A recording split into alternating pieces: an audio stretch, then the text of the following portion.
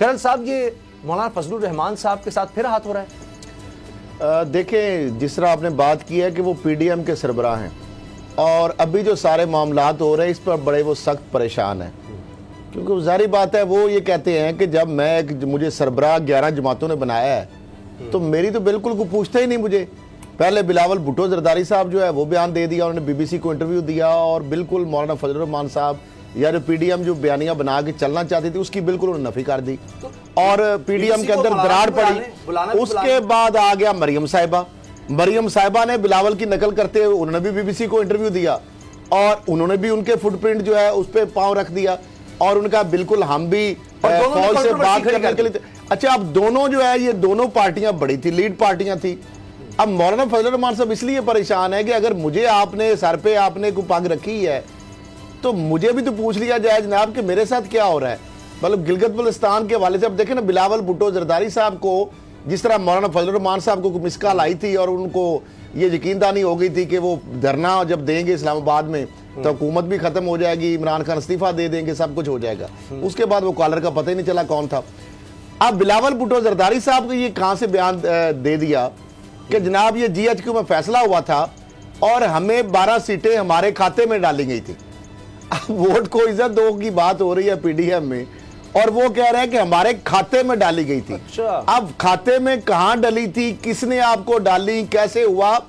और उनके सामने बिलावल भुट्टो की प्रेजेंस में एक बंदा स्टेज पे खड़ा होके ये कह रहा है कि जनाब जो जीएचक्यू में मीटिंग हुई थी उसमें हमारी जो 12 सीटें हैं वो दी गई थी हमें। अच्छा, हमारे जिम्मे डाली गई थी 12 सीटें।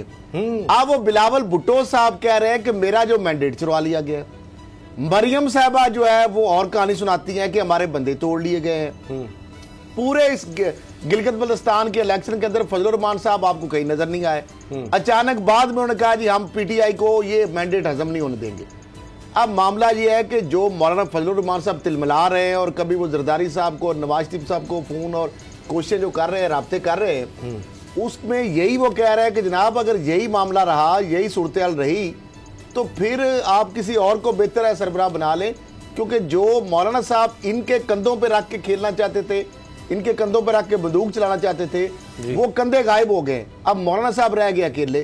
तो इसलिए मौलाना साहब परेशान ये है अच्छा। कि जनाब अगर मुझे आपने सरबराही दी है, अगर मेरी चलनी नहीं है, अब एक नई दुर्फतनी जो लेके आ गए हैं कि ये चार्टर ऑफ पाकिस्तान जो है एक नया मुसवदा तैयार हो रहा है। मुझे बताया पहले पाकिस्तान में आइन नहीं बना हुआ, क्या पहले ये सारी चीजें जो वो बात कह रहे हैं क्या मीडिया की आजादी के हवाले से पहले कोई बात नहीं है? हाँ, कदगन अगर लगाने की बात हो तो वो तो हो सकती है। मीडिया की जो फ्रीडम है हमें आर्टिकल 19 और 19A के बाद जो कल chief justice Islamabad high court justice Athar Minallah साहब ने जो आजादी सहाफत के हवाले से एक लैंडमार्क जजमेंट दी है, उसके बाद तो कोई कमी किसी की जरूरत नहीं रह जाती। उन्होंने तो ऐसा कहा है कि जनाब आजादी सहाफत के ऊपर कोई हुकूमत, कोई इदारा, कोई रियासती इदारा कदगन नहीं लगा सकता। और बाकायदा उन्होंने कहा कि आईन पाकिस्तान उसको तहफ़्फ़ुज़ देता है, पार्लियामेंटेरियन ईवान सब उसको तहफ़्फ़ुज़ देते हैं। तो लिहाजा एक तो वो आ गया। अच्छा। फिर वो जिस तरह इंतखाब शफाफ वो ऑलरेडी कमेटी बनी हुई, वो करे एक्ट जो रिफॉर्म्स इलेक्शन के लिए कमेटी बनी हुई है, वो सारी जमातों के उसके में लोग शामिल है। लेकिन 2023 जब तक इलेक्शन नहीं होगा उस वक्त तक कमेटी खामोश रहेगी। जो ये इलेक्शन होगा धांधली का शोर मचाने के लिए एकदम फिर कह देंगे कि जनाब अच्छा, ये रिगिंग हुई है। तो अभी अच्छा, बाबर साहब ये जो अब चार्टर ऑफ पाकिस्तान की बात हो रही है, इसमें क्या होगा? चार्टर ऑफ डेमोक्रेसी के बाद जो कुछ हुआ, जिस तरह एनआरओ हुआ, उससे कुछ मुख्तलिफ हो जाएगा अगर कभी किसी की बारी आ गई? शहरी रहमान साहब मुझे याद है वज़ीर इत्तलात से उन्होंने इस्तीफा दे दिया था, वजारत इत्तलात से, कि जी आप मीडिया पे कतल लगाने। पीपल्स पार्टी के दौर की बात है और नवाज शरीफ का तो फिर क्या ही कहना, वो तो अखबारात ही बंद हो जाया करते थे। तो ये बड़ी आज आज़ादी सहाफ़त आज बड़ा जाग रहा है ये मामला। उसामा साहब, चाहे चार्टर ऑफ डेमोक्रेसी हो, चाहे चार्टर ऑफ पाकिस्तान हो, या जो भी उसको कोई नया नाम दे दे, इसकी फेट जो है ना, इसकी किस्मत एक ही है और वो है नाकामी।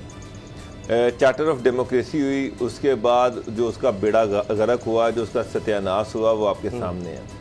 हर कोई अपने अपने दाव पे बैठा हुआ है। मरियम अपने दाव पे बैठी हुई हैं, बिलावल भुट्टो जरदारी जो है अपने दाव पे बैठे हुए हैं, मौलाना फजलुर रहमान जो है वो अपने दाव पे बैठे हुए हैं। किसी को पीडीएम का क्या बनता है क्या नहीं बनता उससे कोई गर्ज नहीं है।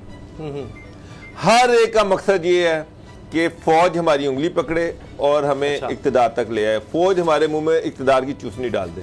हर एक का मकसद यही है। बिलावल भी यही चाहते हैं, मरियम भी यही चाहती हैं, और मौलाना फजल रहमान जो हैं वो भी यही चाहते हैं। अच्छा, कि फौज आए, इस हुकूमत को पकड़ के बाहर निकाल दे, हमें उठाए गालियां भी और देते इस कुर्सी पे बैठा दे इक्तदार की। तो गालियां भी देते हैं। सर गालियां ये देते हैं कि इनका ख्याल है कि हम उन पे प्रेशर बढ़ाएंगे, जब प्रेशर बढ़ाएंगे तो वो हमारे साथ मुज़ाकरात के लिए आएंगे, मुज़ाकरात करने के लिए आएंगे तो फिर हम उनसे कोई बार्गेन कर लेंगे। जो बिलावल भुट्टो हैं वो भी इसी ताड़ में बैठे हुए हैं। मरियम नवाज, आप मुझे बताएं कि मौलाना फजल रहमान जो है उनको सबसे ज़्यादा गुस्सा ये है कि मरियम नवाज, वो PDM के सदर तो मौलाना फजल रहमान है, मरियम नवाज BBC को इंटरव्यू दे रही हैं और ये कह रही हैं कि ना हम फौज से मुज़ाकरात करने के लिए तैयार हैं, लेकिन शर्त यह कि ये गवर्नमेंट को ख़त्म कर दिया जाए।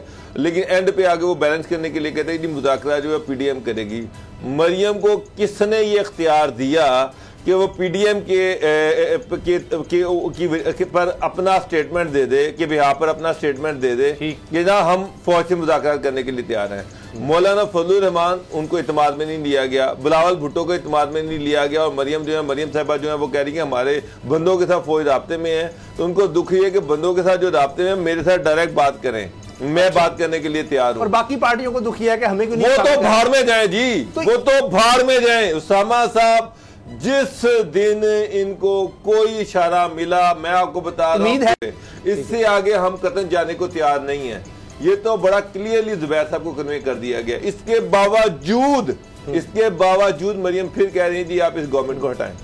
अच्छा, और आप मुझे बताएं, आज भी ये लिखा हुआ है, आज भी ये चीज लिखी हुई है कि जनाब कोई चीज जो है आइन और कानून के हद से बाहर नहीं होगी। ये मौजूदा चार्टर में लिखा हुआ है कि जनाब कि चार्टर ऑफ पाकिस्तान में आइन की बालादस्ती और शफाफ इंतखाबात के निकात शामिल हैं।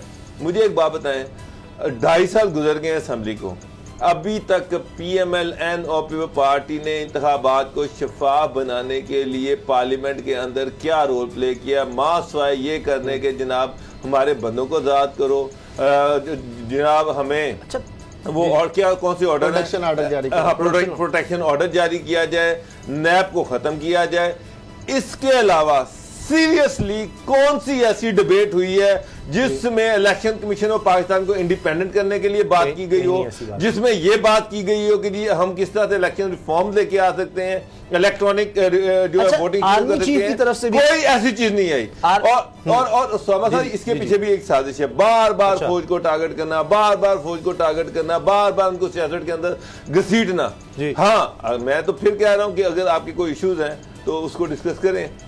आज उनकी मीटिंग हुई है, उसमें गिलगित बल्तिस्तान में कोई रिगिंग हुई थी, उसके सबूत उस PDM के सामने रखे जाते ना, ये सबूत हैं, ये हमारे पास एविडेंसेस हैं। अब PDM के प्लेटफॉर्म से हम आवाज उठाएंगे कि ये धांधली हुई है, इसको रोका जाए, और ये इस तरह की धांधली हुई है। सबूत बिलावल साहब को कहा जा रहा है कि जी आप ये इल्जाम की बजाय आप ऑफिस आए, इलेक्शन कमीशन कह रहा है कि आप, चीफ इलेक्शन कमिश्नर ने कहा है कि आप इल्जामात न लगाएं, आप ऑफिस आए, सबूत लेकर आए, सामने रखें उनके, लेकिन कोई इस तरह की बात नहीं। अच्छा बाबर साहब आपने जो बात कही है, असद खरल साहब, ये आर्मी चीफ ने भी ये कहा कि जी कल को किसी और की हुकूमत होगी तो फौज तो उसी के साथ होगी जिसकी हुकूमत लोग, रियासती अदारा है, रियासती अदारा जो उसने हुकूमत के साथ लाइजान करना है, तो फिर ये मुज़ाकरात का डोल डाला जाता है कि जी हाँ जी हमारे लोगों से एस्टेब्लिशमेंट, मरियम ने कहा कि जी राब्ता कर रही है, अपना सिर्फ कद बढ़ाने के लिए, अपनी इंपॉर्टेंस बढ़ाने के लिए, जिस तरह डोगर साहब कह रहे हैं, वो तो बेचारे तरस रहे हैं कि हमें कोई मुंह लगाए